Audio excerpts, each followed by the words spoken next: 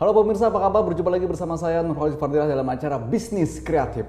Baik pemirsa, tanggal 1 Januari 2016 kemarin, Masyarakat Ekonomi ASEAN atau MEA sudah diberlakukan. Mau tidak mau, siap tidak siap, sini sudah diberlakukan. Nah, saatnya masyarakat Indonesia menghadapi saingan yang baru. Dari berbagai negara di ASEAN akan masuk ke Indonesia. Begitu pula kita selaku masyarakat Indonesia akan juga berperan di kancah ASEAN. Nah, bagaimana sebenarnya kesiapan dari Indonesia sendiri atau masyarakat Indonesia sendiri menghadapi masyarakat ekonomi ASEAN ini? Kita akan bahas dengan narasumber saya yang sudah ada di studio. Ada Bang Mardani nih, Ketua DPD Kabupaten Bogor Aku Mandiri atau Asosiasi UMKM Indonesia. Halo, apa kabar Bang? Baik Bang. Terima kasih. Terima kasih Bang. Tanggal 1 Januari masyarakat ekonomi ASEAN sudah diberlakukan begitu. Betul. Ini salah satu faktor atau tujuannya adalah untuk mengangkat UMKM atau UKM ya, usaha kecil menengah yang ada di Indonesia supaya bisa bersaing nanti dengan negara-negara lain. Bahkan nanti mungkin produk-produk dari luar bakal berdatangan nih ke Indonesia begitu. Dan sama juga Indonesia akan ke luar nanti seperti itu. Nah, apakah menurut Bang Mardani Indonesia siap dalam masyarakat ekonomi ASEAN tahun 2016 ini? Melihat keadaan realitas hari ini, Indonesia hari ini menangkap MEA, isu MEA ini mau tidak mau harus dijadikan sebuah peluang besar buat kita. Pertama, bahwa pasar Indonesia yang berjumlah 220 juta jiwa dengan sekarang adanya MEA menjadi 620 juta. 10 negara Asia akan terlibat interaksi ekonomi langsung dengan kita. Artinya tinggal bagaimana kemudian kita bisa memaksimalkan pasar kita terlebih dahulu, lalu kita juga tidak membuang begitu saja kesempatan untuk kita bisa memenangkan pasar-pasar negara lain, gitu. Yang pasti Indonesia memang akan menjadi target pasar produk-produk negara lain. Nah, oleh karena itu saya pikir MEA hari ini harus dijadikan sebuah berkah buat kita. Jangan sampai kemudian ini kita jadikan atau mindset kita berpikir ini ada sebuah ancaman. Karena kalau itu kita salah menafsirkan, kita salah mengapresiasi itu, ini juga akan menjadi kendala buat pelaku-pelaku UMKM Indonesia gitu. Oke, nah berarti awal mulanya adalah kita selaku masyarakat Indonesia harus berpikir positif dulu. Betul. Bukan sebuah ancaman atau kita apresiasi persaingan. dulu. Kita apresiasi terlebih dahulu. Tapi apakah Indonesia atau masyarakatnya yang Abang lihat ini siap nanti masyarakat ekonomi ASEAN ini? Tergantung sisi mana yang harus saya sampaikan dulu ya. Tapi kalau secara keseluruhan bahwa negara kita ini sangat kaya raya dengan seluruh potensi sumber daya alamnya ya. Nah, karena bicara persaingan juga tidak hanya bicara sumber daya alam, tapi juga ada komponen sumber daya manusia yang harus siap. Nah, kita belum terlambat untuk bisa meningkatkan SDM atau para pelaku UMKM itu sendiri untuk bisa bersaing dengan negara-negara lain. Kondisinya menurut saya sudah banyak kok anak-anak atau putra bangsa kita terbaik yang menjadi pengusaha-pengusaha kecil yang akhirnya dia sekarang bisa ekspor.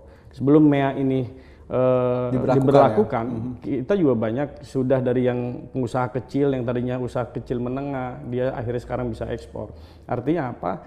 Potensi ini sangat besar kemungkinannya untuk bisa kita genjot. Makanya diperlukan adanya sebuah political will juga dari pemerintah untuk bisa bagaimana terus-menerus melakukan pembinaan secara konkret terhadap para pelaku usaha kecil menengah ini. Oke, tapi kalau yang terlihat apakah pemerintah sudah melakukan pembinaan sebelumnya? Sehingga memang seharusnya sekarang ini masyarakat siap atau pelaku usaha maupun jadi pekerja ini siap gitu. Apakah sudah pemerintah sudah melakukan itu? Kalau pertanyaannya sudah atau belum, saya pikir sudah.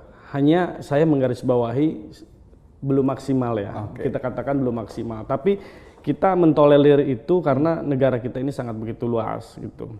Jangankan bicara Indonesia secara keindonesiaan, saya bicara Kabupaten Bogor saja, kita Kabupaten Bogor ada 40 kecamatan. Bagaimana kemudian sebuah kebijakan pemerintah baik pusat maupun daerah ini secara efektif bisa sampai ke grassroots, ke akar rumput atau langsung kepada para pelaku itu. Kalau pembinaan sudah dilakukan, hanya ini yang harus dimaksimalkan. Nah, mudah-mudahan bahwa mengapresiasi MEA ini bukan hanya ditangkap oleh para pelaku usaha itu sendiri, tapi pemerintah juga harus lebih termotivasi lagi bahwa ini bukan hanya persoalan pribadi pelaku usaha kecil menengah, tapi ini juga persoalan kedaulatan negara kita. Jangan sampai kemudian kita sebagai negara kaya akan sumber daya alam, tapi kemudian kita hanya menjadi kuli bangsa-bangsa. Karena MEA ini dari negara-negara luar, 10 negara ASEAN, 9 negara Asia, termasuk kita 10, mereka akan masuk ke Indonesia, dan mereka akan membawa kekuatan maninya, kekuatan uangnya, kekuatan produknya, dan juga SDM-nya. Nah, jangan sampai kemudian kita hanya akan menjadi kulinya, gitu loh. Yang cukup digaji dengan kecil, kita nggak mampu bersaing produk dan segala macam. Negara hari ini mau tidak mau, saya lebih menekankan negara harus intervensi lebih konkret untuk bagaimana mendampingi para pelaku. Bicara kita tentang tantangannya, pasti banyak tantangan yang akan terjadi begitu di masyarakat ekonomi ASEAN. Tapi kira-kira apa sih tantangan-tantangan yang akan terjadi di masyarakat ekonomi ASEAN dilihat juga dari kondisi yang saat ini terjadi di Indonesia? Ya, realitas hari ini yang ditangkap oleh kita sebagai Aku Mandiri, sebuah organisasi atau asosiasi UMKM Indonesia, kita memiliki moto mengindonesiakan Indonesia. Artinya sebenarnya bahwa Indonesia itu memiliki potensi daya saing yang besar. Hanya persoalannya potensi ini yang belum dimaksimalkan. Realitas tantangan yang hari ini akan terjadi nih, hari ini dan yang akan datang yang terjadi, kita memang ada beberapa catatan ya, ada beberapa catatan yang harus kita garis bawahi untuk kemudian ini menjadi skala prioritas. Bagaimana kemudian para pelaku UKM ini mereka bisa bersaing secara sehat gitu dengan pelaku-pelaku usaha lain dari negara-negara Asia yang lain. Nah, salah satunya misalnya dari produk mereka. Di kita ini produk itu sangat kaya sebenarnya. Kita sangat kaya karena produk itu juga dipengaruhi oleh bahan baku ya. Bahan baku yang kita punya ini kan juga sangat luar biasa ya, Indonesia ini gitu. Nah, sehingga banyak varian, banyak inovasi-inovasi produk gitu. Dari sisi kekayaan produk, saya pikir kita jauh unggul dibanding negara-negara lain. Hanya bagaimana kemudian bahwa produk ini, kekayaan produk kita ini juga betul-betul bisa diterima oleh pasar. Nah, ini kan banyak prosedural-prosedural, ketentuan-ketentuan perundang-undangan yang harus juga diikuti oleh para pelaku. Yang kadang masyarakat kita mungkin, ini bukan salah mereka, masyarakat sudah punya keinginan untuk usaha saja, ini udah kita harus apresiasi oleh negara. Gitu loh. Nah, hari ini para pelaku usaha dihadapkan kepada sebuah persaingan ekonomi yang tidak bisa asal dagang, asal memproduksi, tapi juga harus berpikir bagaimana produknya itu berkualitas, terus bagaimana kuantiti produknya juga harus ditingkatkan, bagaimana dia juga harus bisa punya stok bahan baku dari produk dia gitu. Karena ini saling terkait. Nah, ini yang kemudian menjadi juga prioritas sebuah organisasi UMKM, Aku Mandiri khususnya, dan juga mungkin banyak asosiasi atau organisasi UKM lain, yang saya pikir ini akan sama-sama kita bagaimana kemudian kesiapan para pelakunya ini betul-betul capable untuk bersaing. Tapi gitu. bagaimana sih Bang caranya supaya memang perilaku masyarakat yang biasanya saat ini kan konsumtif gitu, hanya menjadi konsumen saja, apalagi nanti nih begitu produk-produk dari luar masuk, sehingga memang mindset mereka berubah gitu ya, perilaku mereka berubah menjadi seorang produsen, seorang yang memang yang bisa menghasilkan. Itu kira-kira harusnya seperti apa sih Bang? Ya, kita melihat betul, saya sepakat, walaupun ini jangan dijadikan sebuah tesis ya, bahwa masyarakat kita itu konsumtif gitu. Itu betul, tapi realita yang terjadi itu realitas, itu realitas sebetulnya. Saya sepakat dengan itu. Tinggal bagaimana kemudian yang saya tadi sampaikan bahwa produk kita ini sangat kaya sebenarnya, keberagaman dan segala macam. Nah, ini tinggal memang MEA ini kenapa harus saya apresiasi? Karena saya yakin ya, saya punya keyakinan dengan adanya MEA, nasionalisme kita melalui panggung MEA ini dari waktu ke waktu secara bertahap kita akan muncul. Nasionalisme, bagaimana kemudian kita akan lebih termotivasi gitu. Indonesia akan lebih termotivasi bagaimana dia yang tadinya hanya bisa belanja, hanya bisa menghabiskan uang jajannya untuk mencoba produk ini produk lain, tapi dia menafikan kadang produk-produk bangsa sendiri. Padahal produk kita juga jauh mungkin lebih baik, lebih berkualitas. Jadi karena dengan adanya MEA ini, jadi masyarakat terdorong sendiri begitu ya? Itu akan terdorong sendiri. Saya punya keyakinan besar soal itu, walaupun keyakinan saya ini perlu diuji ya. Oke, baik, gitu. Bang. Nanti kita juga ingin tahu bagaimana sebenarnya strategi begitu supaya targetnya kan UMKM di Indonesia juga bisa berkembang, begitu. Apalagi di kaca ASEAN nanti begitu. Ini harusnya strategi seperti apa untuk menghadapi masyarakat ekonomi ASEAN. Tapi kita tahan dulu, Bang. Dan pemirsa, kita akan kembali setelah jeda pariwara berikut ini. Tetap di Bisnis Kreatif.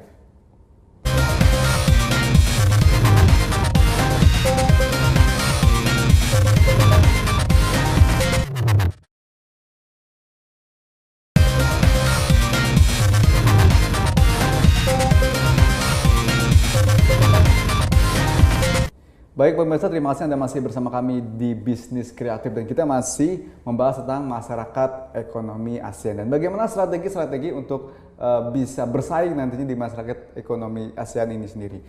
Kita langsung ke Bang Mardhani lagi nih, Bang. Tadi kita sudah bahas bagaimana sebenarnya kesiapan dari masyarakat Indonesia, pemerintah Indonesia terkait juga masyarakat ekonomi yang sudah diberlakukan 1 Januari 2016. Tapi kalau kita lihat strategi apa yang diperlukan begitu untuk pelaku usaha misalnya seperti itu, UKM, apalagi targetnya kan UKM juga bisa bersaing di kancah ASEAN begitu. Kira-kira apa yang harus dilakukan para pelaku usaha UKM ini supaya memang produknya mereka tidak kalah nih dengan produk-produk asing yang akan masuk ke Indonesia?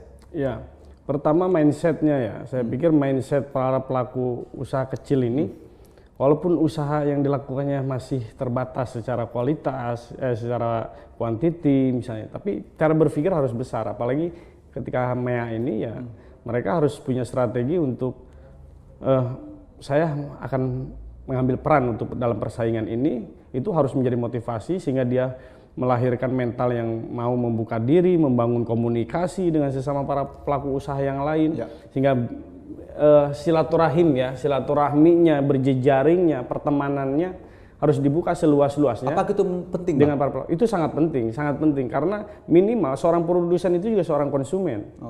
Gitu. Produk saya tidak mungkin juga itu kemudian saya makan sendiri gitu loh, atau saya konsumsi sendiri. Bisa saja misalnya Bang Fadil yang kemudian memproduksi ini itu menjadi konsumen saya, produk saya menjadi konsumen Abang. Nah ini juga dalam rangka kita menasionalismekan gitu loh, menasionalismekan produk kita. Atau kalau motonya organisasi kami, Aku Mandiri, itu mengindonesiakan Indonesia. Secara filosofi ya salah satu hal yang mendasar adalah itu. Oke, kalau dari Aku Mandiri sendiri apa yang dilakukan untuk pelaku usaha, contohnya di Kabupaten Bogor misalnya begitu? Ya, kita pertama tentunya akan mengorganisir mereka, gitu. Kita akan mengorganisir mereka, kita akan menghimpun mereka, kita akan membuka wadah Aku Mandiri ini sebagai tempat bernaungnya para pelaku usaha kecil menengah di Kabupaten Bogor khususnya.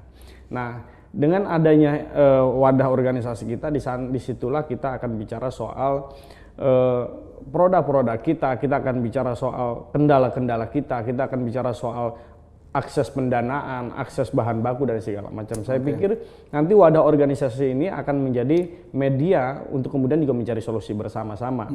Dengan kita memperkuat persatuan kita, kebersamaan kita, minimal kita juga meningkatkan nasionalisme kita bahwa produk Anda saya perlukan, lebih baik saya mengambil produk Anda daripada saya misalnya ketika belum kenal bisa saja saya mengambil produk dari lain. Satu sisi kita berpikir bahwa produk saya bagaimana bisa diterima pasar, tapi di satu sisi terkadang kita malah menafikan produk saudara kita sendiri yang sebenarnya juga belum tentu kualitasnya di bawah dari produk yang lain. Karena ketidaktahuan dan segala macam, dia bisa saja kita mungkin membeli produk dari negara lain. Apakah karena mungkin bicara harga atau segala macam. Sistem promosi atau marketing itu harus benar-benar jalan, Bang? Oh iya, makanya dengan adanya organisasi saya pikir ini akan mengemas secara baik bagaimana pelaku usaha kecil ini juga akan kita bantu dari sisi pemasaran, bagaimana sumber daya manusianya juga kita tingkatkan, bagaimana dia juga harus melek IT, bagaimana dampak IT hari ini meningkatkan produktivitas mereka seperti itu. Terus bagaimana juga memudahkan mereka untuk mencari akses bahan baku. Karena ada sebuah keprihatinan seperti ini, Bang Fadil. ketika seorang pelaku usaha kecil menengah ini dia terkendala dengan pendanaan, hari ini pemerintah dengan segala regulasi kebijakannya melalui perbankan maupun melalui program-program dana hibah dari pemerintah, dari pusat maupun provinsi dan kabupaten kota, ini sudah bisa diakses misalnya oleh para pelaku usaha. Tapi ada kendala lain yang terkait dengan bahan baku misalnya. Bahan baku. Nah, bahan baku ini terkadang kesulitan para pelaku usaha kecil ketika dia diterima oleh pasar, produknya meningkat, lalu kemudian produknya ada order yang bertambah, satu bulan bisa sekian ratus kilo atau sekian puluh ton, dia agak dipusingkan dengan bahan baku. Karena apa? Kondisi di lapangan misalnya, bahan baku ini sudah dikoptasi oleh pemilik modal yang lebih besar lagi. Nah ini realitas yang menurut saya pemerintah tidak boleh absen dalam hal ini. Kalau perlu pemerintah daerah, per kabupaten kota cari bahan baku yang sekiranya ini memang akan cukup meningkatkan produktivitas para pelaku UKM. Coba sisihkan dana anggaran pemerintah gitu loh. Nah ini nanti peran organisasi nih bagaimana mendorong kebijakan politik pemerintah gitu loh, agar produk kebijakannya itu betul-betul bisa sinergis dengan kita. Jangan sampai para pelaku UKM-nya juga ingin maju tapi pemerintahnya absen dalam hal ini. Pemerintah tidak mau peduli secara konkret ya maksud saya. Jangan pasif tapi harus ikut aktif bersama-sama. Coba pemerintah daerah misalnya cari lokasi-lokasi yang memang tanah ini produk untuk bahan baku ini dikuasai oleh pemerintah, lalu kemudian disupport untuk para pelaku usaha kecil menengah ini. Jadi jangan sampai kemudian kita dilepas begitu saja bersaing dengan pemilik modal yang lebih besar. Ketika kita misalnya cuma nggak bisa naruh uang dulu, kita mah bisanya ada barang ada uang, perlu jahe misalnya 100 kilo apa 20 kilo kita bayar. Sedangkan pemodal lain karena modalnya lebih besar, para petaninya dari mulai pupuk, dari mulai bibit sudah dibiayai, hasil produknya diambil oleh dia. Nah ini kan yang bahaya menurut Terkadang saya. juga bantuannya salah target juga nih Bang. Gimana? Terkadang bantuannya malah salah target juga nih malahnya gitu. Nah, betul. Mungkin seharusnya juga dari Aku Mandiri juga harus bisa memilah-milah nih mana yang seharusnya mendapatkan bantuan kali Bang ya. Ya makanya pentingnya sebuah organisasi di sini ya. Jadi menurut saya organisasi, asosiasi atau perhimpunan apapun namanya yang terkait sama-sama kita fokus terhadap pensejahteraan para pelaku UKM. Ya saya pikir kita harus bisa mengakses, kita harus bisa membantu pemerintah dari sisi pendanaan, dari bagaimana meningkatkan produktivitas dan kesejahteraan para pelaku UKM itu sendiri. Jadi kita memposisikan lebih kepada mitra pemerintah ya. Karena saya yakin pemerintah juga punya keinginan besar untuk bisa mensejahterakan rakyatnya.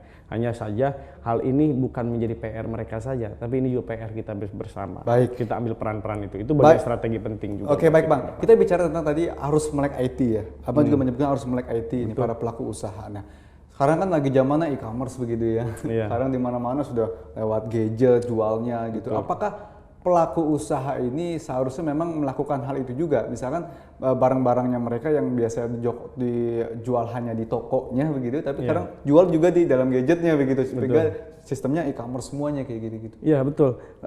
Memang zaman ini zaman IT ya hari ini semua sudah serba canggih. Artinya kita juga harus membuka diri nih, para pelaku UKM juga harus membuka diri. Yang belum bisa ya ayo belajar. Dengan belajar saya yakin kok entah 1-2 hari, entah seminggu itu bisa kita lakukan. Tapi yang pasti mau tidak mau gitu. Ini bukan sebuah pilihan, tapi ini sebuah sikap yang harus kita lakukan. Permasalahannya gini loh Bang, bukan hanya di wilayah Indonesia saja nantinya begitu kan jualnya, tapi juga antar negara kan begitu Bang. Kalau kita memang tidak ada promosi yang jelas dari sistem yang ada begitu, ini kan akan susah juga gitu.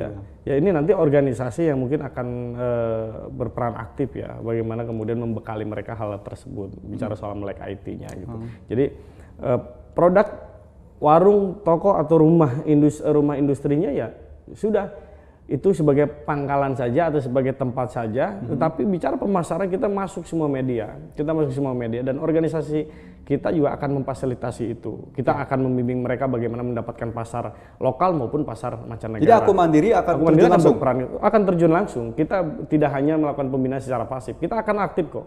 Kita akan benahi mereka, kita juga akan bersama-sama bagaimana mungkin membuat distributor bersama seluruh produk-produk UKM.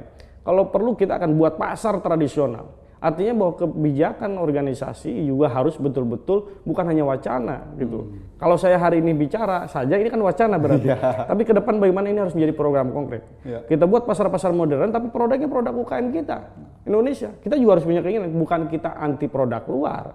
Tapi kita hari ini sedang punya sikap kita akan mengangkat Apakah martabat produk seharusnya masyarakat usaha Indonesia kecil begitu nasionalismenya bukan hanya di dalam negara, tetapi juga dan semua terhadap mungkin produk-produk Indonesia sendiri. Ayo kita pakai produk Indonesia begitu. Betul, itu salah satu yang bahasa marketing kita internal kita atau menjadi sebuah moto kita atau seperti apa saja itu bisa kita jadikan tambahan ya. Bagaimana kemudian nasionalisme soal kecintaan kita terhadap produk kita, bagaimana kita lebih bisa menghormati. Jangan sampai ada hal seperti ini.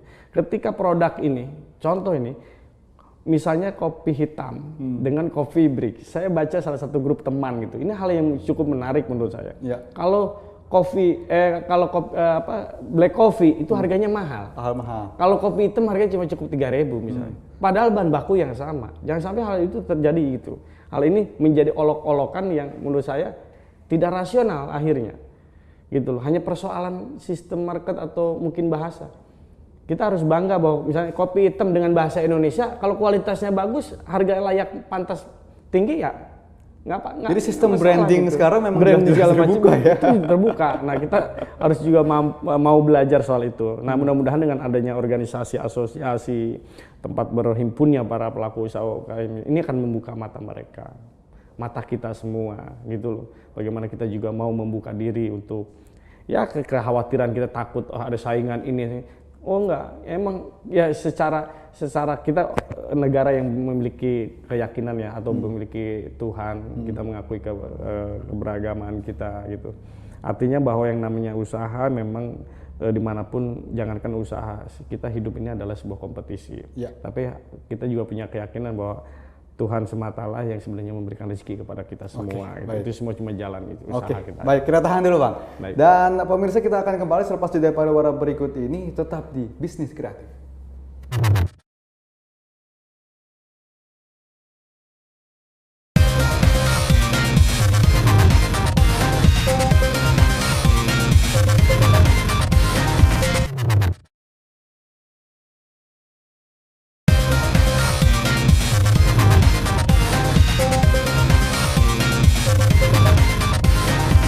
Baik pemirsa, terima kasih Anda masih bersama kami di Bisnis Kreatif dan kita masih membahas bagaimana strategi untuk menghadapi masyarakat ekonomi ASEAN. Baik Bang, nanti kita sudah bahas juga tadi bagaimana sistem strateginya begitu, tapi juga ada strategi yang mendasar ya, yang memang itu ternyata kecil ya strategi, tetapi juga ini sangat berpeluang sekali di luar sana gitu. Contohnya kayak packagingnya kan gitu, dari kemasannya, dari brandingnya, ini seharusnya seperti apa sih para UKM supaya bisa bersaing di kancah ASEAN nanti? Ya, satu sisi ini sebuah realitas ya, ini sebuah perjalanan usaha yang dilakukan oleh saudara-saudara kita yang mungkin tadinya dari mulai usaha yang dia lakukan kecil, terus akhirnya dia bisa menguasai pasar dan terus sampai bisa ekspor akhirnya gitu. Nah, memang ini realitas ya. Masyarakat kita juga harus tahu gitu. Banyak produk kita yang di packaging atau dikemas oleh negara lain lalu dimasukkan lagi ke pasar kita, dimasukkan lagi ke Indonesia. Jadi kita harus melek nih hari ini, gitu. Harus melek, jangan sampai ini produk dari sana, kita bangga nih karena kita beli produk negara lain, gitu ya. Negara luar dan segala macam. Padahal ini produk sebenarnya dari Indonesia, gitu loh. Karena satu sisi kita nggak bisa menyalahkan pelaku usaha yang di Indonesia ya, kita juga nggak bisa mengatakan mereka tidak nasionalisme. Tapi bicara hitungan ekonomi, mungkin itu menguntungkan buat dia. Sifatnya kontinu, pesanannya, ordernya lancar dan segala macam, itu kita maklumi. Nah justru ini harus menjadi PR kita bersama. Ini harus dilakukan oleh sebuah organisasi, oleh pemerintah, oleh mungkin sejenis corporate gitu loh. Bagaimana kemudian ini kita harus diputus mata rantainya. Kalau sebatas kemasan, mengklaim bahwa produk ini kemudian menjadi produk mereka, itu kita putus. Kita harus punya keberanian itu, lalu kemudian kita ambil peran itu. Agar produk kita betul-betul secara kualitas, kita secara objektif bahwa kita itu sangat kaya terhadap produk-produk dan kita juga punya produk-produk unggulan dan berkualitas. Dan kita buat packaging kemasan brand-brand yang memang asli Indonesia. Saya yakin kok, kita sangat kaya juga dengan potensi anak-anak muda yang hari ini gitu, yang punya inovasi-inovasi bagaimana membuat kemasan-kemasan yang cukup menarik dan bagaimana sistem pemasaran dan segala macam. Tapi kita juga harus tekankan yang tadi saya sampaikan di awal. Jangan bangga dengan produk-produk yang hanya diklaim karena bicara kemasan saja. Gitu. Ini dari negara ini dari negara ini. Padahal kenyataannya bahwa produk itu adalah produk kita. Bahan bakunya kita yang memproduksinya. Hanya ada keterbatasan untuk membuat kemasan dan sistem pemasaran ada terkendala di permodalan itu, maka akhirnya itu diambil oleh pihak lain. Untuk menyadarinya bagaimana, Bang? Harus dibuka secara terang benderang, gitu loh. Atau terang benderang dalam arti gini, bahwa pelaku itu harus kita rangkul, putuskan mata rantai untuk bisa diambil atau diakui oleh negara lain dan organisasi harus mengambil peran itu. Tapi kan terkadang dia takut juga nih, Bang. Takut bagaimana nanti itu tidak berjalan dengan baik juga begitu. Apakah juga harus ada peran pemerintah yang masuk ke situ sehingga selain dari organisasi yang masuk ya, Bang? Ya, apakah ada pemerintah yang masuk ke situ sehingga memang para pengusaha ini tidak terlalu takut untuk bagaimana packagingnya di Indonesia juga gitu, Bang? Itu kan sebelum berlakunya MEA. Bagaimana kemudian dia berpikir bahwa produk ini, kan saya yakin mereka juga belum 100% mengetahui bahwa produknya itu dikonsumsi balik ke Indonesia. Mungkin produk saya udah dipakai nih di negara luar kan gitu. Ya. Ternyata kembali ke Indonesia. Nah, saya pikir ini tentunya nggak bisa kalau kita sekaligus meyakinkan. Tapi ini harus dicoba oleh kita. Memutuskan mata rantai ini harus kita coba. Artinya kalau dia mengirim produk itu sekian, sudah mulai dikurangi, tapi juga kita berani ambil. Oke, saya tertarik dari Abang menyebutkan sistem corporate gitu ya, Bang. Ini sehingga memang masyarakat Indonesia minimal disadarkan gitu untuk mengkonsumsi dari produk-produk Indonesia. Tapi kira-kira apakah itu nanti berpeluang? Apa ini harus ada peran pemerintah atau dari organisasi yang turun untuk sistem corporate ini bisa berjalan di Indonesia? Saya pikir kedua-duanya perlu ya. Kita pemerintah tidak boleh absen, harus lebih aktif. Kita juga sebagai masyarakat yang membentuk inisiatif untuk menghimpun para pelaku UKM ini, ya harus terus-menerus kita lakukan penyadaran itu dengan program-program. Bagaimana kemudian produsen ini bisa mengkonsumsi produk saudaranya sendiri dari wilayah sana, wilayah ini memproduk ini dikonsumsi oleh produk ini. Kita harus sudah mulai mendorong itu. Bagaimana kemudian produk kita, gitu. Anda perlu apa? Ada ini, ada di kita. Kita perlu ini, ada di Anda kah? Ada, ya udah. Nah, mudah-mudahan dengan sistem corporate ini, kemudian ini bisa membuka akses. Saya pikir yang paling penting adalah penyampaian informasi, gitu loh. Jangan sampai kalah oleh sebuah sistem marketing besar, entah itu melalui media, entah itu melalui apa, karena ini juga kan unsur pendanaan yang kuat. Siapa yang mendananya besar, dia yang menguasai sistem informasi, gitu loh. Nah, saya berharap dengan kebersamaan ini juga adalah modal besar yang saya pikir ini akan menjadi hal yang efektif untuk kemudian saling bisa memberi informasi. Anda perlu apa? Kita punya produk ini. Saya perlu produk ini, di Anda ada atau tidak. Nah, dengan adanya korporat atau sebuah organisasi yang kemudian mendorong itu, ini akan terbuka antara wilayah, antara kabupaten kota, antara provinsi, gitu loh. Kalau dulu sistemnya barter, Anda punya bahan petani apa, punya hasil tani apa, segala macam, kita butuh bahan bakunya, yuk kirim ke kita. Ayolah kita saling dukung, kita saling gotong royong, kita saling bersama-sama untuk sama-sama meningkatkan produktivitas kita dan kesejahteraan para pelaku UKM itu sendiri. Mungkin itu, artinya kita bagaimana kemudian kita sejahtera pada sisi ekonomi, tapi kita juga tetap menjaga harkat martabat bangsa kita sebagai negara yang berdaulat secara ekonomi. Wah, luar biasa ya. Bagaimana nanti mungkin masyarakat ekonomi Asia ini bisa benar-benar memberikan peluang bagi masyarakat Indonesia. Tapi juga, jadi Abang bilang juga, bukan hanya jadi penonton, jadi kulinya saja di Indonesia, tapi jadi pemainnya juga di Indonesia. Insya Allah itu akan termotivasi kok. Baik, Bang, bangsa kita tapi juga banyak nih Bang ya pertanyaan dari masyarakat nih. Dia tuh ingin usaha sebenarnya Bang, tapi terkadang takut gitu loh, takut gagal, terus takut karena nggak ada modal. Kira-kira apa sih Bang yang harus dilakukan oleh seorang masyarakat atau warga Indonesia untuk memulai karirnya, memulai untuk menjadi seorang pengusaha? Kira-kira apa sih langkah awal itu seperti apa sih Bang? Hasil dari survei tahun 2013 yang membuat perekonomian kita ini bertahan, sebenarnya yang mendominasi itu adalah pelaku UKM, 92%. Artinya bahwa tanpa diajak, tanpa diminta inisiatif masyarakat kita untuk menjadi wirausaha itu sebenarnya sudah ada. Entah dia dengan jual kue hanya mencukupi satu tingkat KRT-an, satu kampung, sini pengajian orang ini, kemudian ini ambil inisiatif. Nah, itu sebenarnya sudah berjalan gitu loh. Nah, bagi yang mau memulai dan segala macam, saya pikir di sini juga peran organisasi, di sini juga peran pemerintah, bagaimana juga kita rajin-rajin menginformasikan, membuat pelatihan-pelatihan bagi pelaku usaha pemula, atau ada sistem seminar soal wirausaha dan segala macam, entah itu bekerja sama antara organisasi dengan pemerintah maupun program masing-masing. Tapi yang pasti masyarakat juga harus diberikan informasi secara utuh. Apakah itu per wilayah desa, apa itu wilayah per kecamatan atau wilayah per kabupaten. Jadi itu juga harus secara kontinu secara intensif dilakukan untuk bisa menyerap calon-calon gitu, regenerasi entrepreneur kita gitu, seperti itu juga harus kita buat informasi. Tadi kita sudah bahas mengenai bagaimana pelaku usahanya, tapi kalau dari tenaga kerjanya sendiri gitu Bang, betul. Kira-kira harus seperti apa? Karena nanti tenaga kerja juga dari luar juga masuk ke Indonesia, takutnya kalah saing gitu loh. Betul. Nah, saya sih hanya punya pandangan secara pribadi. Pertama kita menyarankan memberikan masukan kepada para pelaku usaha, tolong fokus kita di satu bidang. Kalau kita tukang nasi goreng, misalnya kita jual nasi goreng juga, jual mie ayam juga, jual bakso juga, ini kan terlalu beragam. Memang banyak pilihan, tapi akhirnya pilihan-pilihan ini juga ini kita tidak concern dengan kualitas produk kita, dengan kualitas dagangan kita dan segala macam.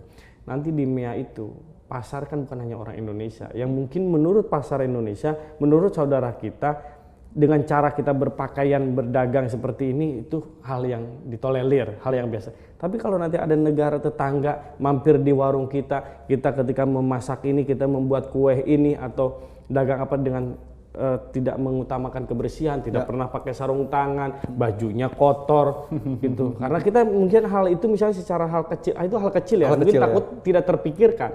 Nah, nanti itu ini gaya seperti ini, pola hidup seperti ini gitu dalam berdagang sehari-hari harus sudah dirubah. Berpenampilan lah. Kenapa tidak jual nasi goreng, jual mie ayam, jual bakso, pakainya rapi. Dengan pakai betul kemeja, bersih, yang mengelola makanannya, ngambil mie-nya, ngambil baksonya, yang mentahnya itu dengan sarung tangan, plastik, segala macam. Karena ini bisa menjadi standar sehat buat mereka. Wah, itu steril gitu. Mungkin buat orang Indonesia yang hari ini kita mengambil bakso, hal-hal seperti itu tidak terlalu menjadi catatan penting. Kalau buat negara luar, karena mungkin kesadaran kesehatan itu di negaranya lebih diprioritaskan, itu akan berdampak, akan dibawa oleh mereka. Mau mampir ke produk kita nih ke Indonesia, ngeliat tukang bakso misalnya sembarangan ambil mie, ambil bihun, ambil sayurannya pakai tangan kosong, baju kadang kaos juga kotor, kita nggak peduli terhadap pakaian kita. Tempat mungkin bersih, tapi pribadi kita juga harus lebih kelimis dikit nggak masalah. Itu harus sudah dibudayakan. Jadi jangan bilang yang kelimis cukup orang kantoran, itu jangan. Pokoknya semua kita servis kita tingkatkan, pelayanan kita, pribadi kita, semuanya, dan fokuslah di satu produk sehingga kita bisa terus bagaimana meningkatkan kualitas produk dagangan kita. Di 2016 ini Bang, apa kira-kira usaha bisnis yang paling menggiurkan, yang kira-kira berkembang di tahun 2016? Kira-kira apa Bang? Kalau menggiurkan menurut saya yang pasti kuliner ya. Buat saya kuliner ya. Karena satu sisi bahan bakunya besar di negara kita kaya akan itu. Tinggal bagaimana kemudian ini juga harus disinergiskan, potensi kekayaan bahan baku kita, sumber daya alam kita ini juga pemerintah tolong ikut lebih berperan aktif deh untuk mendukung bagaimana akses bahan baku, akses permodalan itu bisa diberikan kepada para pelaku usaha. Baik. Sedikit aja Bang. Ungkapannya kepada masyarakat gitu, kira-kira untuk menghadapi masyarakat ekonomi ASEAN ini apa Bang? Ya, saya hanya ingin menyampaikan kepada masyarakat Indonesia, khususnya para pelaku usaha kecil menengah, bahwa dengan adanya MEA kita harus berhusnuzon, artinya kita harus mengapresiasi ini secara positif, bahwa ini bukan sesuatu yang akan membuat kita terjatuh, kita membuat collab, Tapi ini harus dijadikan motivasi bagaimana kemudian kita harus lebih merekatkan silaturahim, persaudaraan dengan sesama pelaku usaha kecil menengah, entah dengan tetangga kita, lintas RT, lintas RW, lintas desa, lintas kecamatan, gitu loh. Silaturahim itu ditingkatkan, karena dari situ akan kemudian akan muncul manfaat bahwa satu sisi produk ini bisa dikonsumsi oleh kita, produk kita bisa dikonsumsi oleh saudara-saudara kita. Mulai dari situ saja. Mulai dari sekarang. Itu, Bang. Dari sekarang. Mulai dari sekarang dan berani untuk menunjukkan siapa dirinya begitu. Betul. Baik, terima kasih Bang Mardhani atas sama-sama, waktunya. Salam sama teman-teman di sana. Siap. Dan Terima juga kasih. dari asosiasinya mudah-mudahan bisa terjun langsung kepada masyarakat, kepada pelaku UKM sehingga memang bisa bersaing nantinya di masyarakat ekonomi ASEAN. Dan pemirsa, demikian sudah perjumpaan kita di Bisnis Kreatif di edisi kali ini. Kita tunggu bagaimana nanti para pelaku usaha begitu dari pemerintah, dari asosiasi bisa terjun langsung untuk membantu UKM kita di Indonesia bisa bersaing dengan beberapa negara yang masuk dalam masyarakat ekonomi ASEAN di tahun 2016 ini. Saya Nur Fadillah beserta kru yang bertugas memimpin undur diri. Terima kasih dan sampai jumpa. Terima kasih.